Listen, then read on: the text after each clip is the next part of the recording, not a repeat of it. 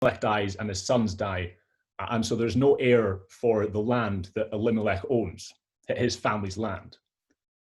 And so the Redeemer, that we'll come across quite a few times in this chapter, the Redeemer is the next closest family member who will take on that land and take on the widow left behind.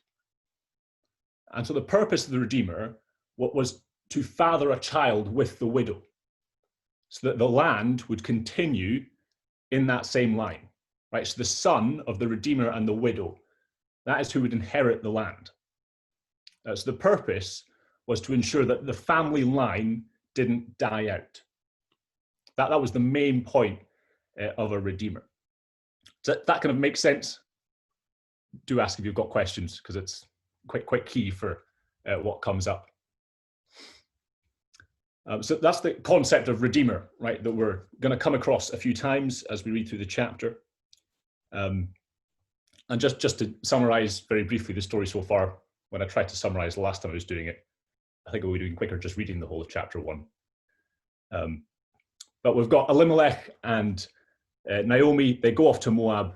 Elimelech dies, and both their sons die too. And Naomi is left just with these two Moabite daughter-in-laws. She manages to send Orpah back to the land of Moab, but Ruth refuses to leave her. She comes back with her to Bethlehem. But Naomi has no regard for her, really, as soon as they get back. She describes herself as empty and bitter. But Ruth sort of takes the more proactive approach and goes out and actually tries to at least make a living for the two of them, get some food. And it just so happens, right, that she ends up in the fields of Boaz. Boaz is this godly man, a godly man in a godless time, who provides abundantly for both Ruth and Naomi.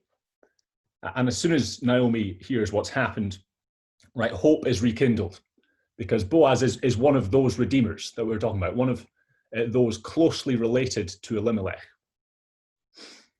And so Naomi hatches this plan in chapter 3, this master plan, or it's a terrible plan, depending on what way you look at it. It's a plan, it works. I guess that's the important thing. Where she sends Ruth to the foot of Boaz's bed in the middle of the night, basically offering herself to him. And Boaz, again, just proves his character. In the dead of night, when no one is looking, he continues to treat Ruth with the same love and kindness that he did in broad daylight in front of others. And he commits to at least sorting out the situation. But there's a problem, because Boaz isn't the nearest redeemer.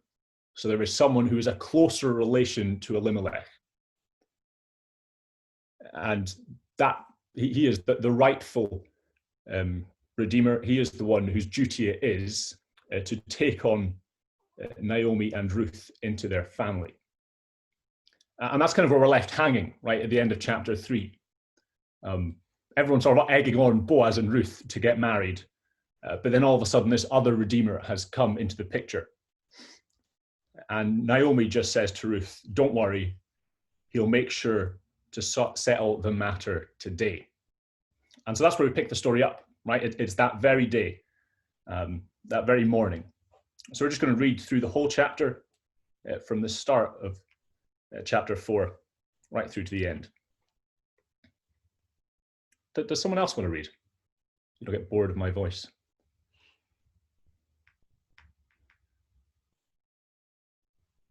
Derek's good at reading. Derek, would you read for us? Oh, is that a positive? He's left. He's just gone. Oh, it is. You have to unmute yourself, pal.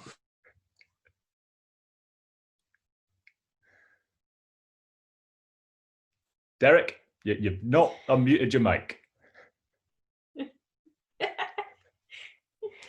That. There we go. Well, we get there in the end, yeah. Now Boaz had gone up to the gate and sat down there, and behold, the Redeemer, of whom Boaz had spoken, came by. So Boaz said, turn aside, friend, sit down here. And he turned aside and he sat down, and he took 10 men of the elders of the city and said, sit down here. So they sat down.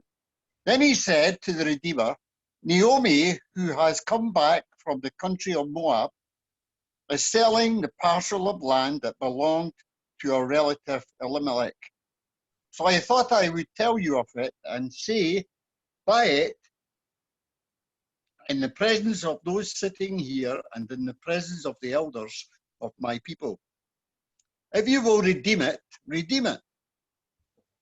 But if you will not, tell me that I may know, for there is no one beside you to redeem it, and I come after you. And he said, I will redeem it. Then Boaz said, the day you buy the field from the hand of Naomi, you also acquire Ruth the Moabite, the widow of the dead, in order to perpetuate the name of the dead in his inheritance. Then the Redeemer said, I cannot redeem it for myself, lest I impair my own inheritance. Take my right of redemption yourself, for I cannot redeem it. Now this was the custom in former times in Israel concerning redeeming and exchanging. To confirm a transaction, the one drew off his sandal and gave it to the other. And this was the manner of attesting in Israel. So when the Redeemer said to Boaz, buy it for yourself, he drew off his sandal. Then Boaz said to the elders and all the people, you are witnesses this day that I have bought from the hand of Naomi all that belonged to Elimelech, and all that belonged to Chilion and to Mahlon. Also Ruth the Moabite, the widow of Mahlon. I have bought to be my wife, to perpetuate the name of the dead and his inheritance, that the name of the dead may not be cut off from among his brothers, and from the gate of his native place. You're witnesses this day. And all the people who were at the gate and the elders said, we are witnesses. May the Lord make the woman who is coming into your house like Rachel and Leah, who together built up the house of Israel. May you act worthily in Ephrathah and be renowned in Bethlehem. And may your house be like the house of Perez, whom Tamar bore to Judah, because of the offspring that the Lord will give you by this young woman. So Boaz took Ruth, and she became his wife. And he went into her, and the Lord gave her conception, and she bore a son. Then the women said to Naomi, blessed be the Lord, who has not left you this day without a redeemer. And may his name be renowned in Israel. He shall be to you a restorer of life and a nourisher of your old age. For your daughter-in-law, who loves you, who is more to you than 7 sons, has given birth to him. Then Naomi took the child, laid him on her lap, and became his nurse. And the women of the neighborhood gave him a name, saying, a son has been born to Naomi. They named him Obed. He was the father of Jesse, the father of David. Now these are the generations of Perez. Perez fathered Hezron. Hezron fathered Ram. Ram fathered Amminadab. Amminadab fathered Nashon. Nashon fathered Salmon. Salmon fathered Boaz. Boaz fathered Obed. Obed fathered Jesse. And Jesse fathered David. Amen. Amen. Thanks very much, Derek. And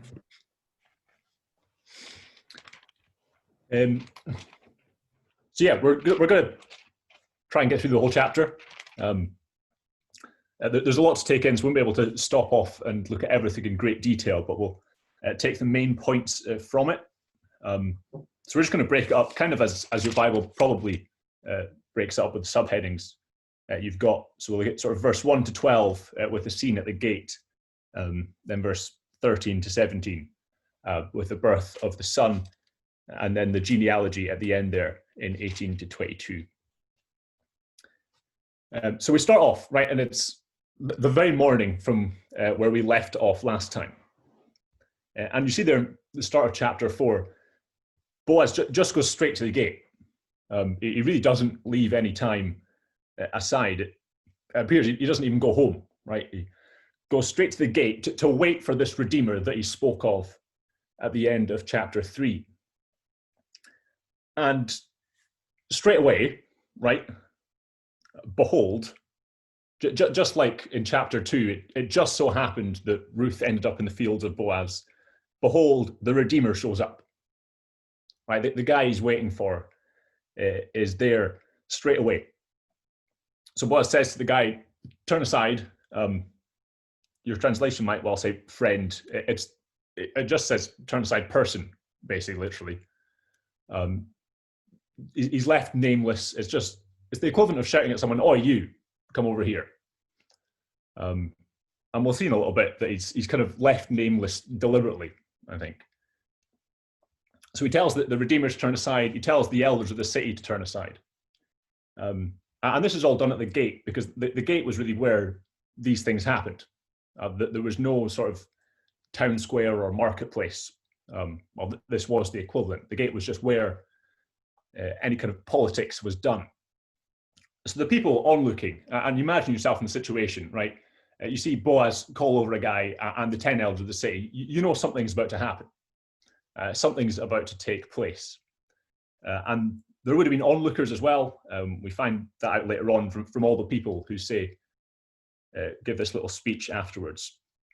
But the primary sort of scene set here is Boaz and the Redeemer before the elders of the city. And they have business to sort out.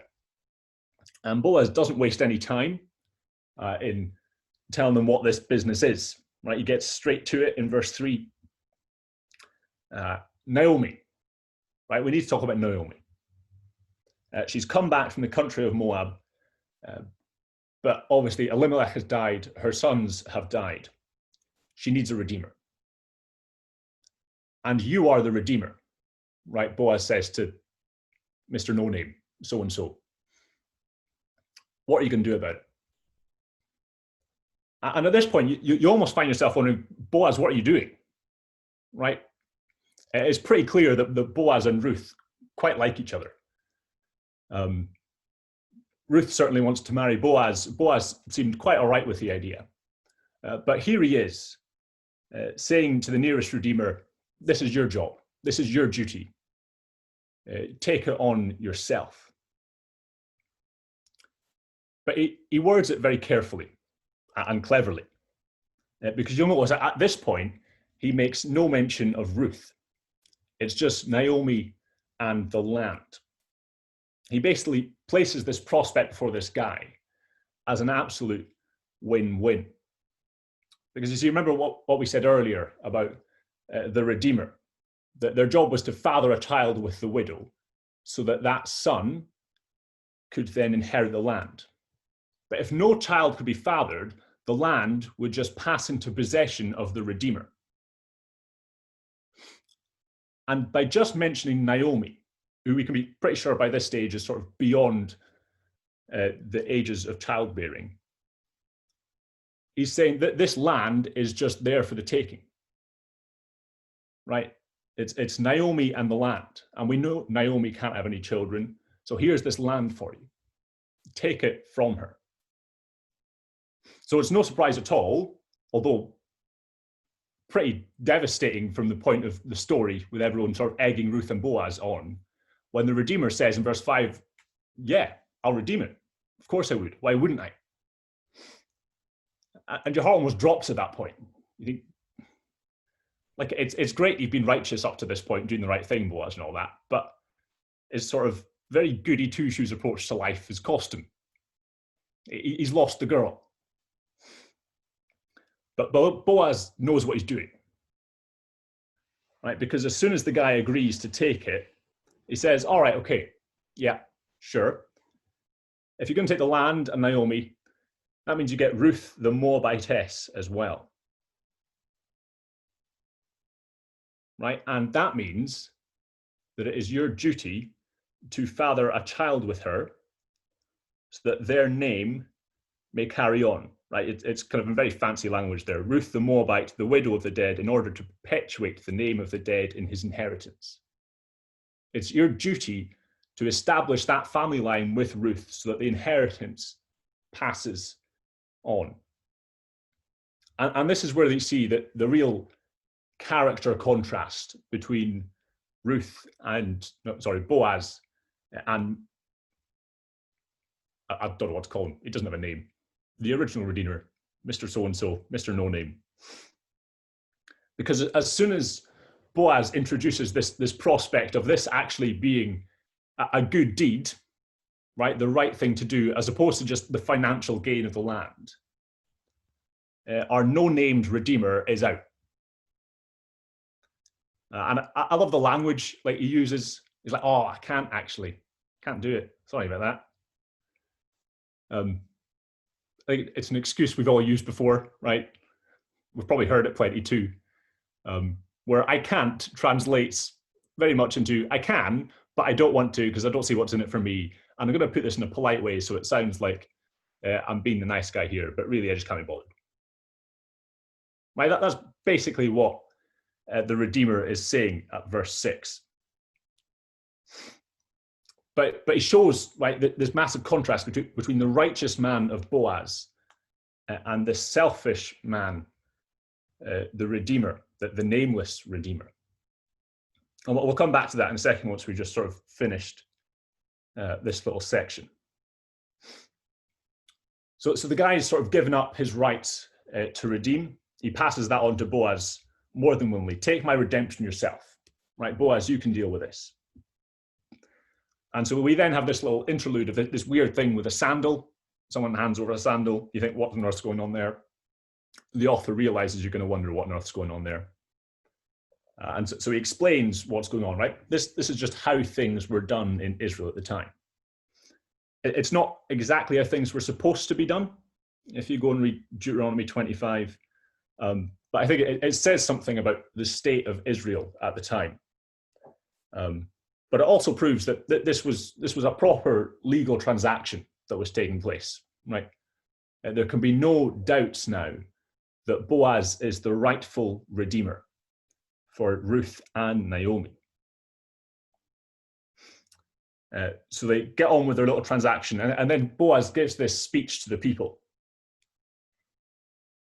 He says, "You are witnesses this day that I have bought from the hand of Naomi all that belonged to Elimelech, and all that belonged to Chilion and Mahlon. Also, Ruth the Moabite, the widow of Mahlon, I have bought to be my wife." See this last little bit, to perpetuate the name of the dead in his inheritance, that the name of the dead may not be cut off from among his brothers, and from the gate of his native place. You are witnesses this day. Even in this, right, Boaz is still doing things for the right reasons. It's not just that he wanted to marry Ruth, although I think we could be pretty confident by this point that he did. But his motive is always to do what is right by the Lord. Right, we see that, and it's not, I get Ruth, I really like her, happy days. It's Ruth to be my wife, to perpetuate the name of the dead, to fulfill that duty that the Redeemer was to fulfill. I just want to pause for a moment, right, and bring out that contrast that we see between these two Redeemers. Because on the one hand, the no-name Redeemer is just concerned for himself. And sometimes, right, he makes a point of trying to get that to come across as not being the bad guy. But really his motives are pretty easy to see. Because he was willing to take on the role of Redeemer so long as it benefited him. Right, so long as he was going to get the land in the long run and there was no sign of a child in play, he was happy to take this burden. He was happy to be the Redeemer. But as soon as Ruth comes into the picture, right, as soon as there's not so much in it for him, he's out. But you contrast that with Boaz, right, through the whole book, how consistently Boaz does what is right, regardless of the consequences. Right, first of all, you've got even the way he treats his servants in the field in the start of chapter 2. Then how he loves and cares for Ruth the Moabite and Naomi the widow. How much of his field he gives up for them. Right, this was their income, and he willingly gives up massive chunks of it just to provide for these two widows. Again, we mentioned just briefly the way that he treated Ruth under the cover of darkness when she was at the foot of his bed. Even just at the start here, when there is another Redeemer, he does everything right. He goes to the Redeemer, he says, this is your duty. He commands him to buy it. He says, you need to carry this out. Even though I might want to marry Ruth, this is your duty. All the way through, Boaz's character is full of righteousness. And that's right, a pattern that we've got to follow, but we struggle to follow. Because the temptation, I think, is always to be like Mr. So-and-so. To look good on the outside, and when we realize, actually, we're going to have to make a selfish decision here, to justify it. To say, oh, I can't, it's going to impair my own inheritance.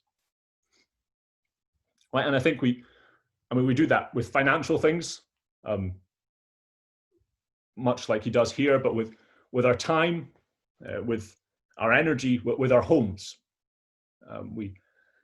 It's so easy to just convince yourself that you're doing the right thing when you know fine well there are selfish motivations at heart. But that is not an option we have in the Christian life. We must do what is right in all things and at all times. We were reading Tim Keller's My Rock and My Refuge just after dinner today. And it was on Psalm 106 today. And verse 3 reads, "Blessed are those who act justly, who always do what is right." And he writes about that this psalm is all about humankind's constant ingratitude and God's unmerited grace and patience.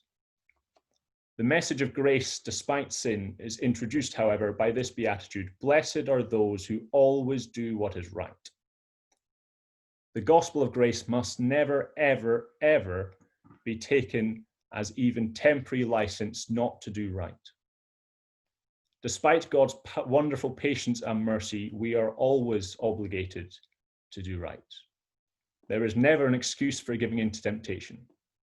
Bottomless stores of mercy and unbending demands for righteousness almost never go together in any human being. Our temperament inclines us one way or the other, but these are perfectly combined in God.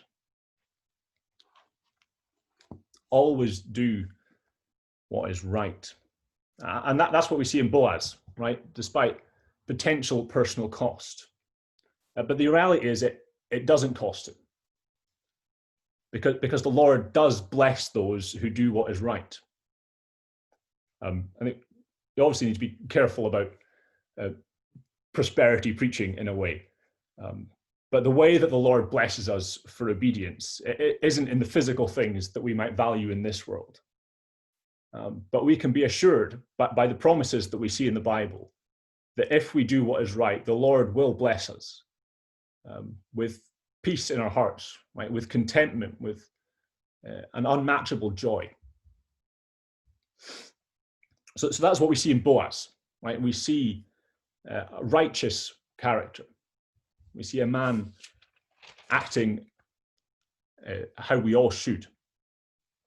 But the interesting thing about the book of Ruth is that despite all this sort of focus on Boaz with the title of the Redeemer, when we get to the end in verses 13 to 17, it isn't Boaz who is doing the redeeming. So we have the righteous character in Boaz, but we have the gracious Redeemer in God.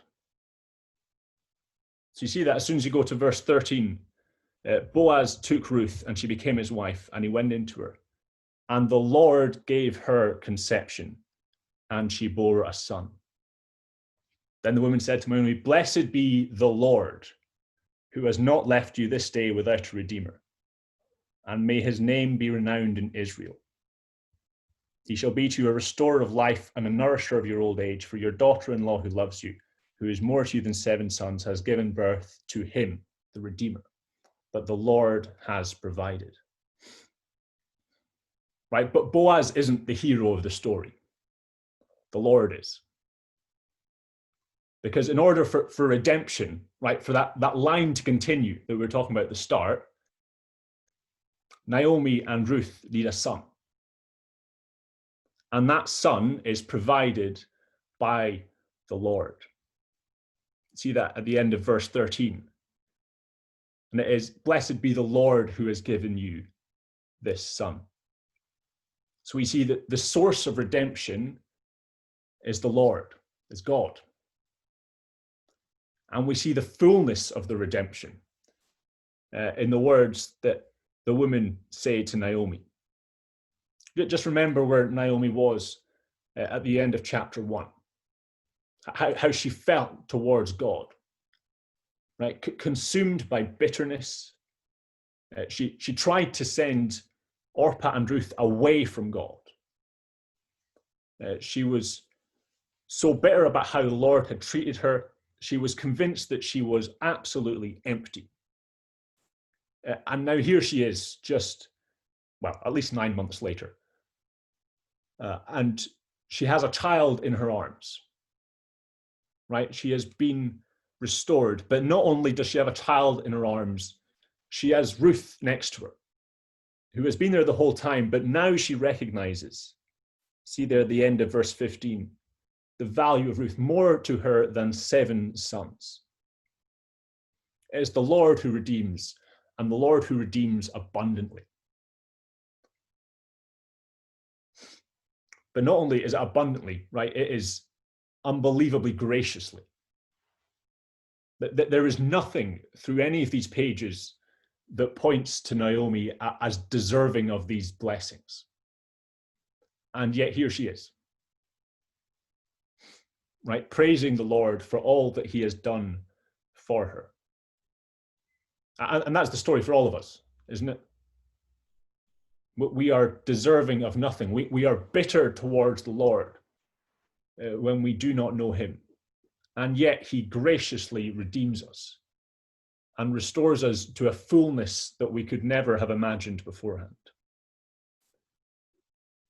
And so those are the sort of two, I don't know if characters is the right word, that we have in Ruth chapter 4. We have the righteous man in Boaz and the gracious Redeemer in God. And the genealogy at the end almost seems like a footnote. It seems like a bit of a dead end where you're like, why have they tacked that on? But we see these two things come together, right? And really fulfills what the book has set up from the very beginning in the time of the judges when things seemed hopeless. We see the providence of the gracious Redeemer and the character of the righteous man combine to not only redeem Naomi, but to give hope to all Israel and ultimately to all people. Because this genealogy, right, shows how Boaz, not by military heroism or by great and mighty acts, but by simple righteous acts, by doing what was right before God, become a pillar in the line that would provide hope for all Israel. Because this is the line of King David, right? The problem in the time of the judges that this book is set in is that there is no king in Israel and everyone's doing what is right in their own eyes. And yet by the obedience of Boaz and the providence of God, a king is provided for his people who can guide them in paths of righteousness. Here is the hope for Israel. And yet that becomes so much more, right, when we get to the book of Matthew. And we see that this little genealogy here is a portion of the genealogy we see in chapter 1 of Jesus Christ of Nazareth. Because this righteous man in Boaz and the providence of God is a big signpost right? To the redemption, not just for Naomi, not just for Israel, but for all people. For Jesus, who, as the angel says to Joseph in Matthew 1, is here to save the world from their sins. He's here to save all of his people. And that's the amazing, right, end point of what is in so many ways a very ordinary story. There's nothing miraculous, nothing superhuman. Just a man acting as righteously as he can before God, and a God who cares abundantly for his people. And we end up with the most amazing salvation story, the most amazing story of redemption that there can ever be. So that's the end of the book of Ruth. We have the character of Boaz that we need to emulate. We have the gracious redemption that we can find in God that we should be so thankful for. And we see his amazing providence in working all things to bring us all to the Son of the Redeemer, to Jesus, and to our hope in him. Does anyone have any questions before we just move on to a time of prayer?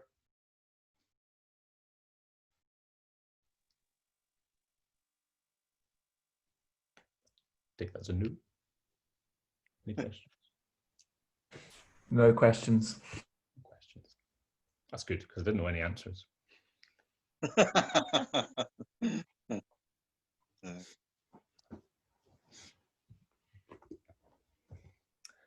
Andy, do you want to take over? Just pass on the responsibility. Seems like the right thing to do.